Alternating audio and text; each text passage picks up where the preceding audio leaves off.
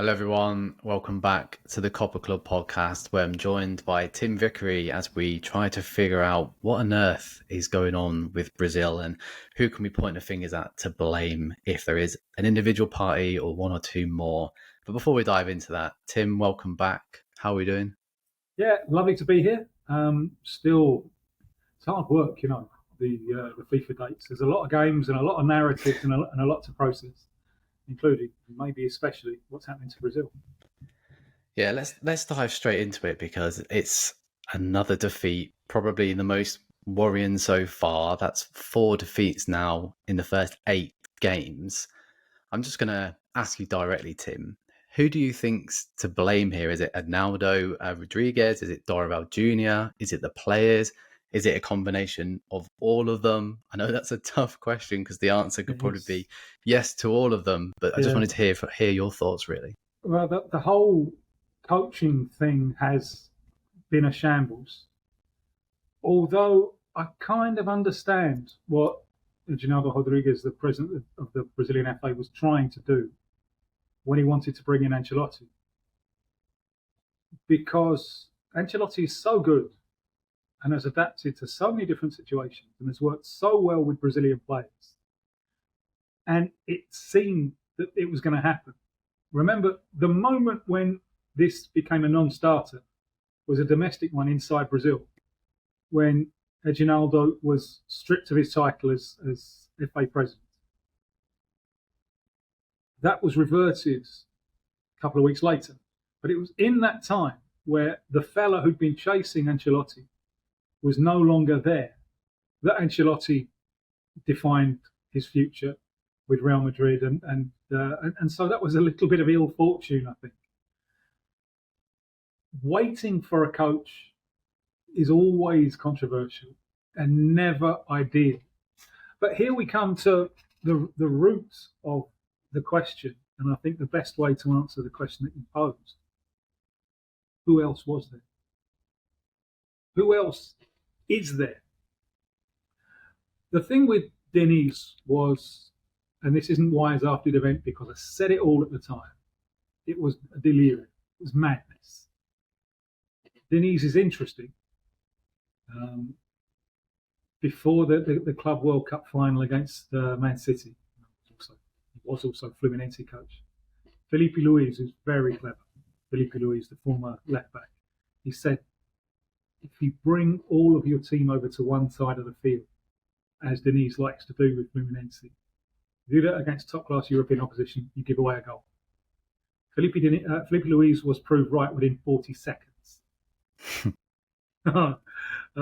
So Diniz, there was just no way that he was going to be able. And we don't know if really what he's proposing is a starter at the highest level anyway. There's enough structure there. But with no training time. And I well remember Diniz's first words as Brazil coach. This has everything to go right. And I'm thinking, this is absolute madness. This is someone who's surrounded by his yes men saying, yes, you're a genius, yes, you're a genius, yes, you're a genius. And Brazil under Diniz were just an absolute shambles. Look at the number of goals that they were giving away. Under Dorival, they'd be more orthodox and much less vulnerable defensively. But they've still been terrible, and especially with the ball at their feet. They're awful. They just don't look like a team at all. So when and Chichi had announced in good time that he was going to step down after 2022, after Qatar, there was no plan in place. They had wanted to get Xavi into the technical commission with an idea of him taking over after the World Cup. He didn't want to do it. But so you can blame Reginaldo for this Ancelotti thing. But if you're going to do it, you're going to have to say where should he have gone? In which direction should he have gone? Who should he have chosen? And there is an absolute crisis in Brazilian coaching. At that time, the end of 2022, okay, Dorival had just won the Libertadores. and the Brazilian Cup with Flamengo. But even Flamengo didn't rate him. They replaced him. But he's not even seen at that point as a Flamengo coach. It's only afterwards, when people are looking for a Brazilian saviour coach that goes and wins the Brazilian Cup with São Paulo, that then he starts becoming a candidate in the popular view. So one of the root causes of the problems that they have at the moment is the absolute crisis in Brazilian coaching, which has to do with the crisis in the Brazilian calendar. There are too many games, there's too much pressure, there's so much travelling to do, and coaches just aren't allowed to develop. So they're not producing coaches. Good people don't want to do it. And you look at, and the contrast here with Argentina is so stark, because lots of big name Argentine players, once they stop playing, they take up coaching. Well, even Tevez, Tevez was the last one you'd ever imagine. Yeah. And even he, you don't find that in Brazil. Very, very rare. Maybe Rogério Ceni could be the coming man, perhaps.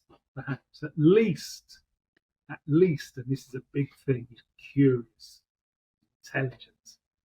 His thinking is not limited to Brazil.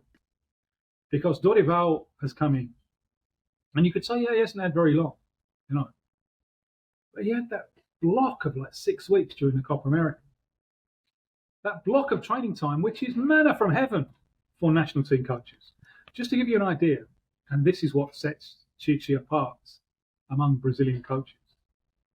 Chichi picked him up when they were a shambles, late 2016. He didn't have any time with them. And he got them to the World Cup, and he got them well to the World Cup.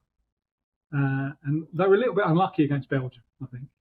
And the project was a little bit derailed by the injuries to the ever injury-prone Renato Augusto, who was absolute key man in that midfielder they couldn't replace. So Dorival is in comparison with Chichi, he has been in quite an advantageous position in that he had that block of time. But we're not seeing progress. In fact, probably the reverse. And the line of, where the training sessions are fabulous. The training sessions are fabulous. That's got to go now. Because the point of the training sessions is not to be fabulous. The point of the training sessions is to prepare the team for the games. And if you don't see any collective combinations in the games, that would seem to indicate that the training sessions have not been effective. So Dorival, he's an easy bloke to underestimate, Dorival. Easy to underestimate, because he doesn't cut an impressive figure at all. And he always reminds me of a low-level Soviet apparatchik explaining away disappointing production statistics. He's not a lot of charisma, but he does have strengths. Does create a good atmosphere, usually. Now, but this is his first time out of domestic Brazilian football. The whispers that we were getting back, remember I worked for Brazilian TV, I was on every day during the Copa America. The whispers we were getting back from the squad during the Copa was that a lot of the players don't rate him. They don't rate his substitutions. They don't think he's rigging the game well. After bringing on Gerson and Lucas Moura against Paraguay, there will be more players thinking the same thing. So at this stage, Dorival Junior looks hopelessly out of his depth. Can he improve? Yes, of course he can. He's not an idiot. And look at the goalkeepers, look at the centre backs, look at the wingers. There is raw material. There are problems, and this is a problem for him in a number of positions. But there is raw material to work with. And, well, in any other World Cup, you'd be worried about them qualifying, frankly. This time, it's really not a worry. It's really not a worry. And next month, they got Chile and Peru, who are the bottom two teams in the thing. So, they'll probably come back with 2 wins and they'll pick up momentum. But this extraordinary comment that he made on Monday, this was the comment of a man under pressure. I guarantee that we'll be in the World Cup final. Well, all we can say is, well, it's a cup competition. It can happen, but they look a long, long way off at the moment. Yeah, because if his players don't rate him, And like you said with that comment there, there's surely going to be some sort of rift because the players would have seen that and been like, well, this is where we are at the moment. And you're saying something like that. And I just wanted to touch on what we saw at Copa America when Brazil were preparing for penalties against Uruguay, and he was almost shunned out of his own circle. Bielsa was there with his clipboard, and the Uruguayans were hanging on to every single word he said. Where with Dorival Junior, he was sort of half wavering his finger, trying to get a say, and the players almost said a lot by keeping him out. And when I saw that, I was just like, it seems like his time is going to be up sooner rather than later if the players aren't buying into it. Do you think that's because he's not dealt with quote unquote superstars before because he's not been in this sort of international role? Do you think that's why he's potentially struggling? Yeah, he has to win them over. That's no, never mind winning the Brazilian public over by choosing more domestically based players. No, he's got to win his main men over. In fairness to him, with that scene, he's low profile anyway. And, he would point to scenes when he's won things with penalty shootouts. And again, his point, look, that is the moment of the players. I can make this point or that point, but it's their moment. So he isn't looking to be, and he cannot be, the charismatic leader. It's not who he is. It's not how he's had the successes that he's had. The successes that he's had, one of the elements for that is establishing a good working relationship. So you could come back at that. It was embarrassing, I agree, but you could come back at that and say, well, look, he's promoting the kind of environment in which the players step up. Because a comparison that could be made, it's with one of the most embarrassing scenes I've ever seen in football. The penalty shootout against Chile in 2014, where the captain, Thiago Silva, is sitting on a football away from everyone else, crying his eyes out. It's probably the worst piece of because he's a good penalty taker, a good set piece player as well. But that just showed an atmosphere of everyone out of their depth. And Dorival could argue, well, if the captain, if Danilo is the voice there, then that's good. That's a good thing. That's responsibility being passed down the ranks. So I'm trying to maybe bend over backwards to be fair to it, because he's never going to be the tub thumping, inspirational leader. It's not who he is. We spoke a few days before Copa America about how this or that should have been the tournament for Vinicius Junior. Yeah. Now, it wasn't, bar one game, potentially that Paraguay game. Yeah. That looked like it was going to lift him up. But then we look at the Paraguay game a few days ago, and again, he hasn't performed, and he came out afterwards and said that the Seleção shirt is heavier than the Madrid one, and he wasn't making excuses. He once again apologised to Brazilian fans, but that's becoming a theme, isn't it? When do we feel, well, I know it's a big call to make, but at what point does Dorival Junior turn towards Savinho or even Luis Enrique and drop Vinicius Junior? Because it's getting to that point. Yeah, the two most dangerous moments that Brazil had against Paraguay were Vinicius. One when he beats his man around the outside and the shot saved and Arona's shot is off the line. And the other when he cuts across and gets the shot in and makes and the keeper makes a save, pushes it around the post. I think the whole Ballon d'Or nonsense is proving an impediment here. And I think here we have to get to basic football concepts, because wingers don't win games unless you win the midfield battle.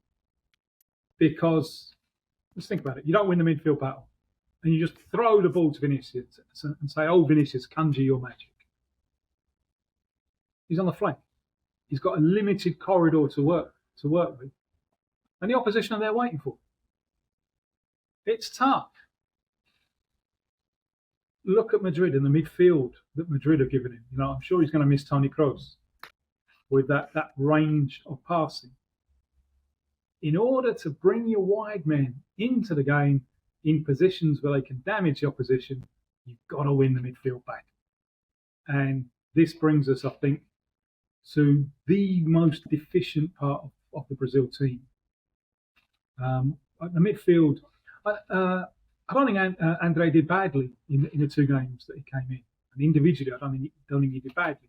But collectively, just garbage.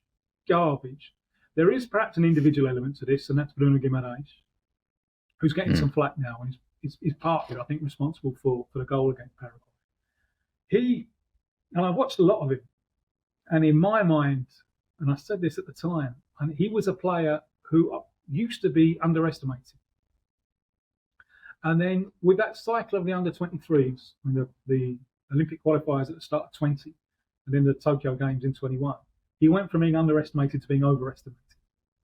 I don't know if you know Andy Brassel, yes, who lives now in the city that he refers to as Newcastle.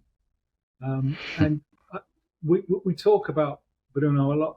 And Andy has said that, because Bruno is an absolute idol there, but he's got some of the same doubts that I have, that maybe Bruno isn't quite good enough for the step that Newcastle want to take now, and I like him. I think he's good, but I'm yet to be convinced that he's great, and he's really, really struggling. So that's an individual aspect, but there's also a collective aspect in that. One aspect where Chichi was good, but where he gained an advantage, and all the other Brazilian coaches, before he'd taken the job, he'd been to Europe and he'd studied. And my favourite phrase from his 8 years in charge was, "I've learned how to learn." One of the things I think he really studied was the role of the fullbacks. What is a fullback? And Brazil haven't worked this one out at all.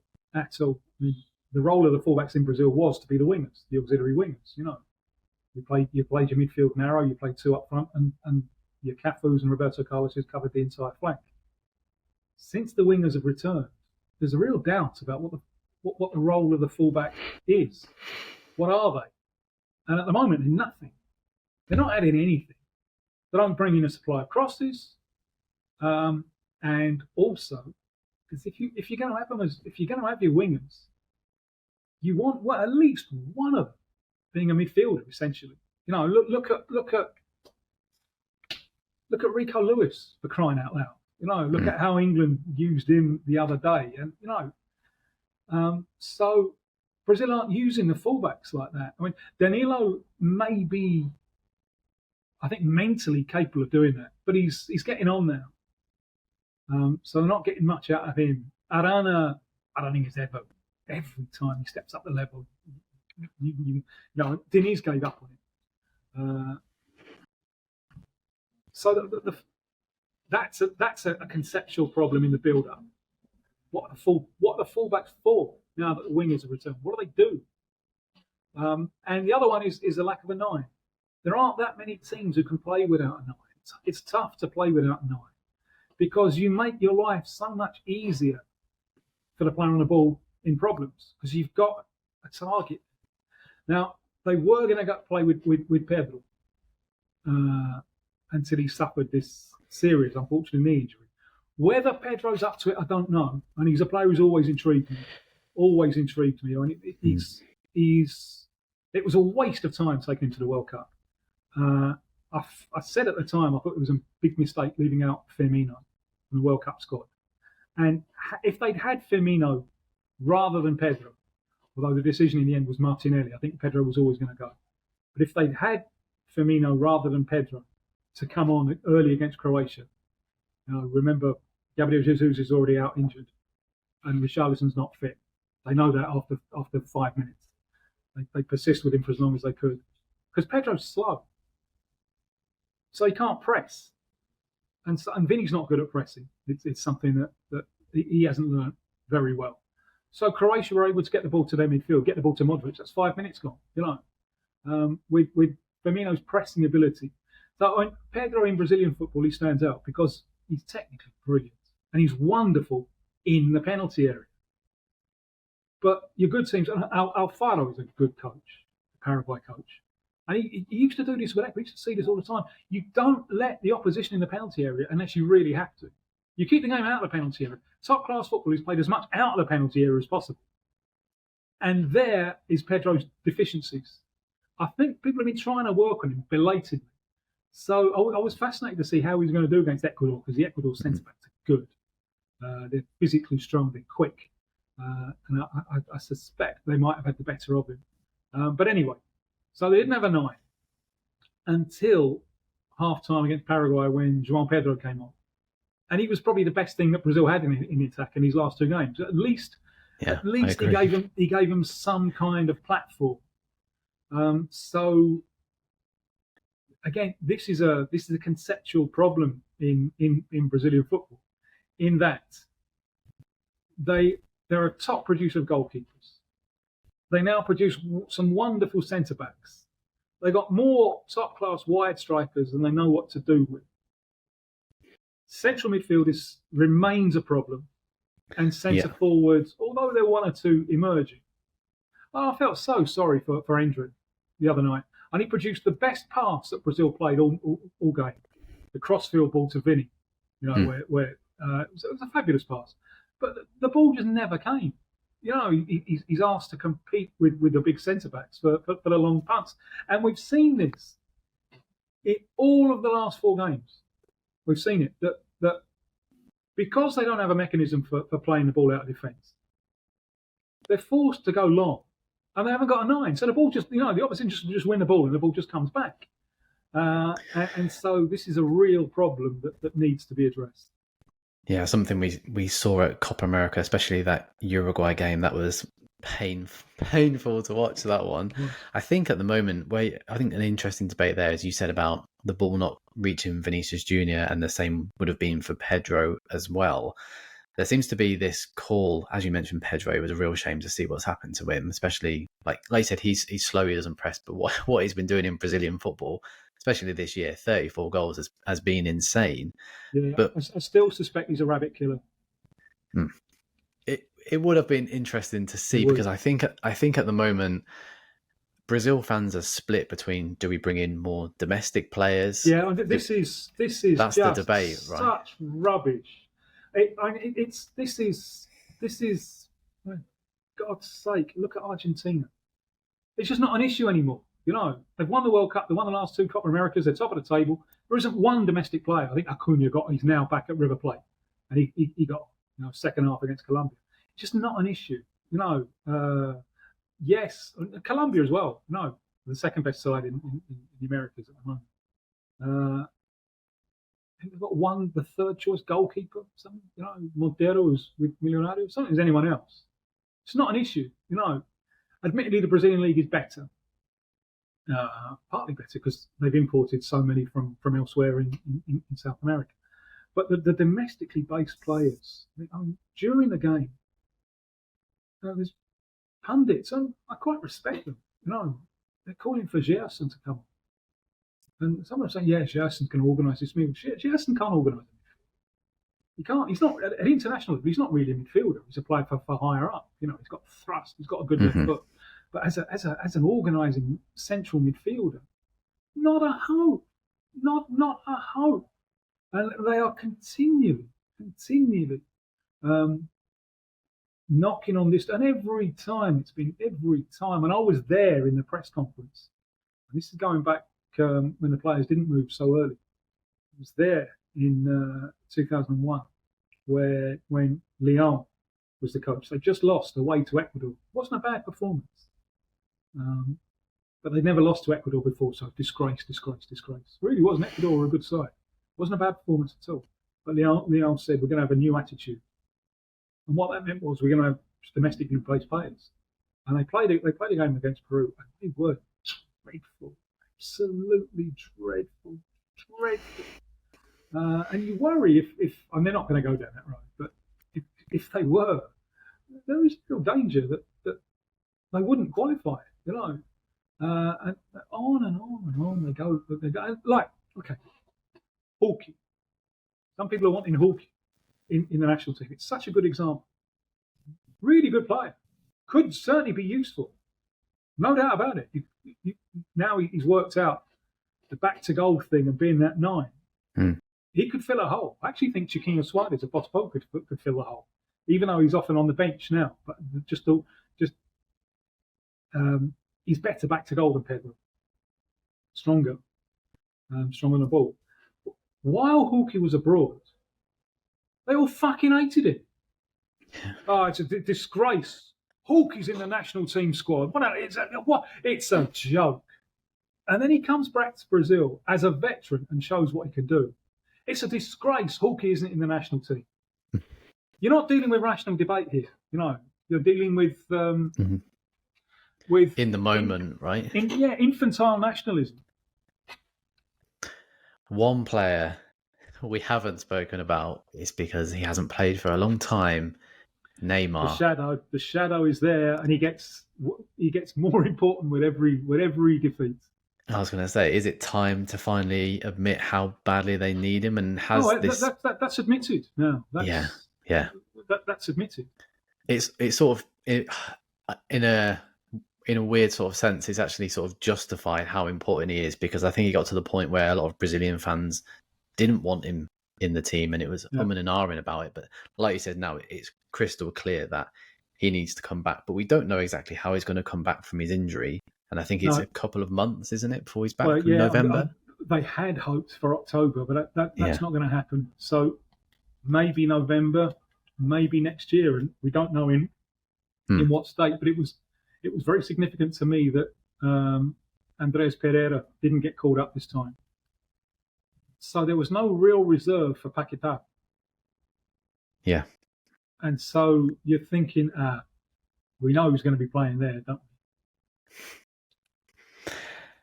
Yeah, for sure. Before we sort of wrap this up with where they go next, but you mentioned about Chile and Peru, and that should be a comfortable 6 points. And if it's anything less, I think that is Dorival Junior's curtains for him if he doesn't get 6 points from those two. But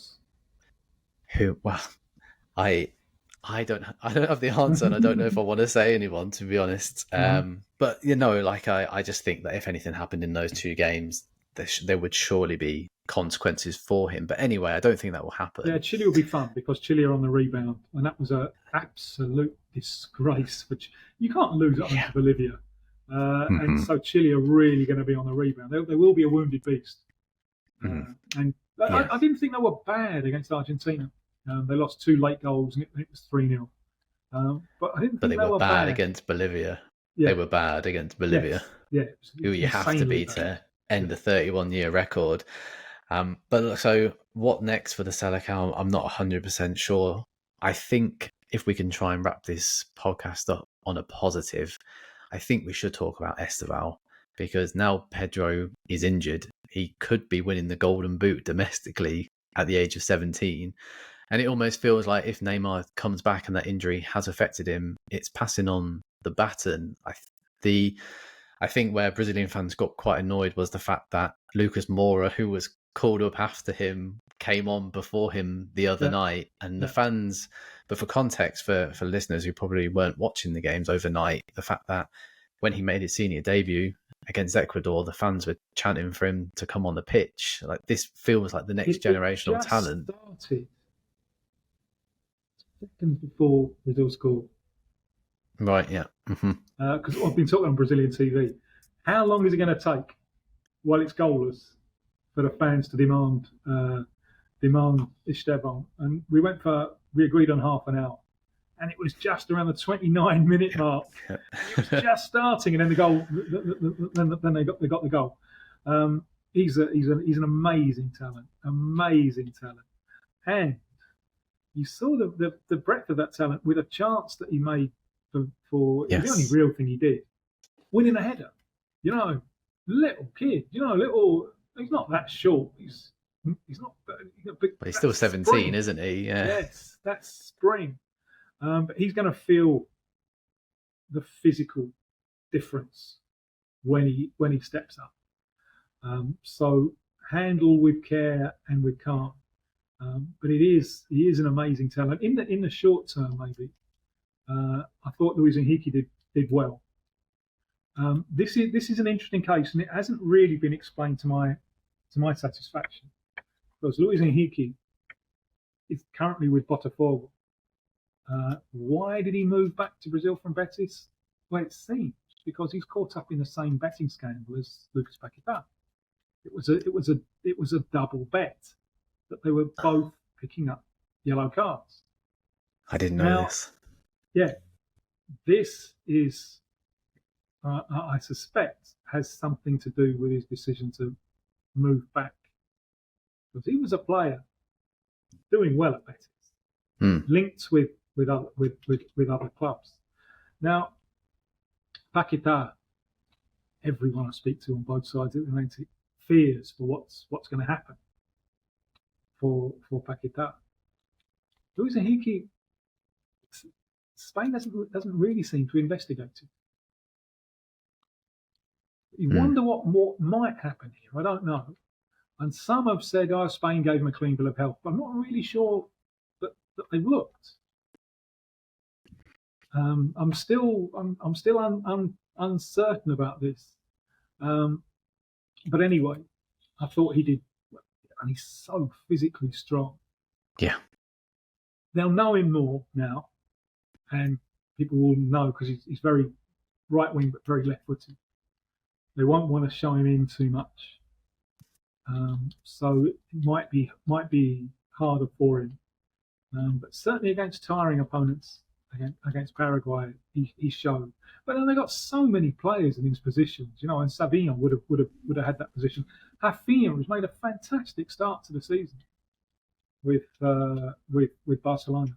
Still really waiting for Rodrigo with Brazil, aren't we? We've been waiting a long time, and still waiting for him to really grab the team. But I think he would benefit from more structure behind him, with the fullbacks involved in the build-up and so on.